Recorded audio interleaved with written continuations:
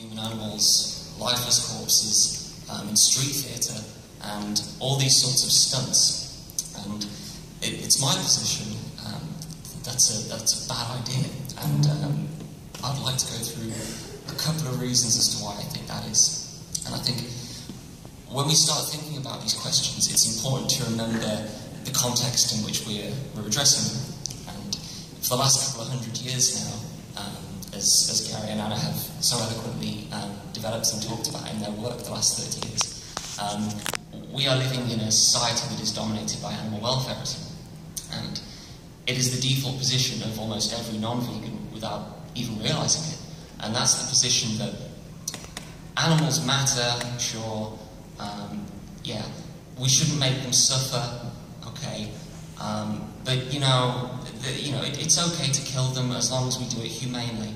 And that really has its foundations in the utilitarian thinking of the sort of the late 19th century, and that is a position that is pervasive in our society. And so when we tackle a question of something like is it wrong to use violent imagery in our advocacy, we need to bear in mind that the non-vegan population, that's where they are in their heads generally. They buy into it without even realising it, the idea that animal use is fine so long as it's done humanely. And with that in mind, that's where a number of issues with violent imagery start occurring. Because when you put up a poster depicting some sort of violence towards an animal, or when you engage in some sort of street theatre, there is no way that a non-vegan passerby can interpret that in a way other than what they sort of already believe with their own conventional wisdom. They will look at it, and if there's no sort of follow-up, which there generally isn't, they will interpret it as perpetuating the idea that, yes, this is horrific, what is being done to these animals, this is absolutely abhorrent, and it shouldn't be done, and we should avoid causing all that sort of horrible, nasty pain. But it's okay because I eat cage-free eggs, or it's okay because I'm eating crate-free pork. When we present these images, we are not fulfilling, we are not doing right, essentially, by the non-human animals that we wish to do right by, in the sense that we are not attacking is the wrong word, but we are not addressing the fundamental core beliefs of the non-vegans that we're engaging, because we are not asking them to challenge their own perception of animals as things to use as resources. We are not challenging the notion that use is the actual problem, not treatment. In a strange way, in relying on violent imagery, we are using the welfarist conventional wisdom, and we are perpetuating it because we are carrying on the idea that treatment is the sole problem. And generally, in my view, that's the main problem with using violent imagery, in that it creates this perpetuation of something that we need to try and get away from, and it doesn't attack the fundamental core beliefs of the non-vegans that we are trying to educate. Building on that point, I would say that it is crucially important that we advocate with clarity and with consistency. And something like violent imagery, it remains horrifically open to interpretation. What one person sees, another person will see differently. What one person thinks upon seeing such an image will think and see something else. As I said, you'll get people that, on the off chance they might think, oh damn, I'm using animals, maybe that's a bad thing. But then on the other hand, another person will walk past and think, yeah, that's bad, but I'm doing my best. I'm a reducitarian. I'm a flexitarian, and it propagates this sense that people can sort of create more excuses for themselves because they don't have to address it, because they don't feel like they have to.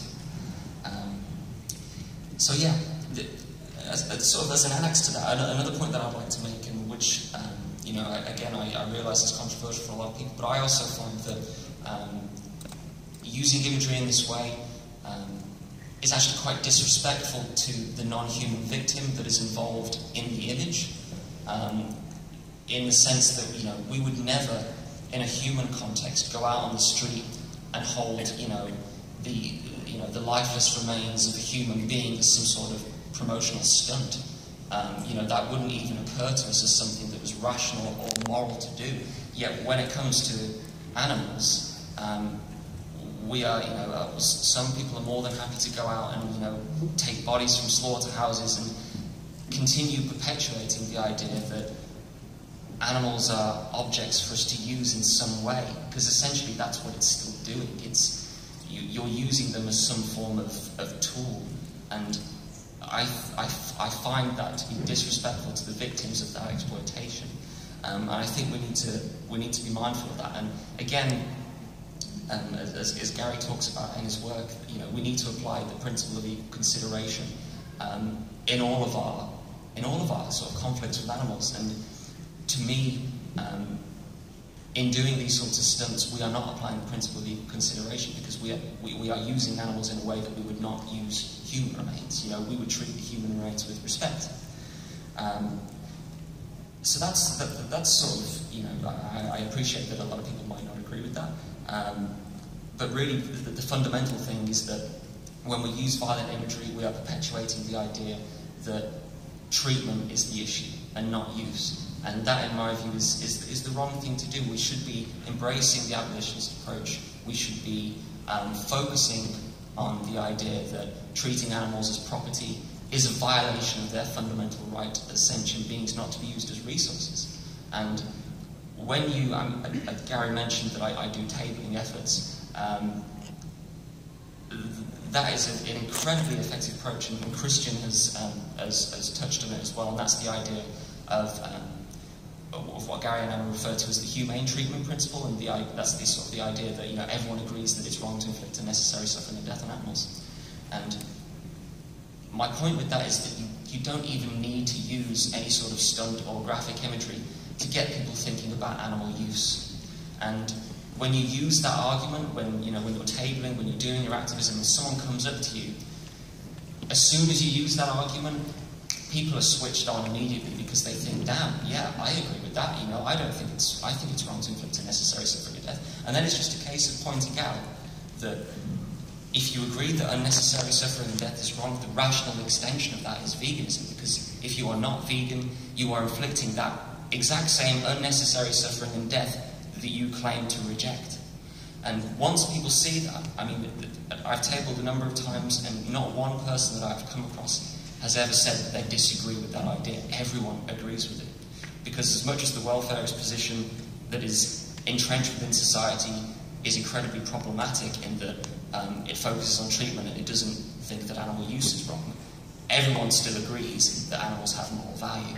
And we need to use that. And that argument is an incredible way of tapping into that moral concern and using it to direct them to the abolitionist approach and the first principle, which is what I always directly link to, which is that we cannot justify using sentient beings as resources, as our property, and talking about why that is. And I would hope and I would suggest that every one of us would educate ourselves and read Professor Francione and Al Jarman's books, and get out there and do their own abolitionist tabling work, or whatever else it is that you feel comfortable to do. Thank you very much.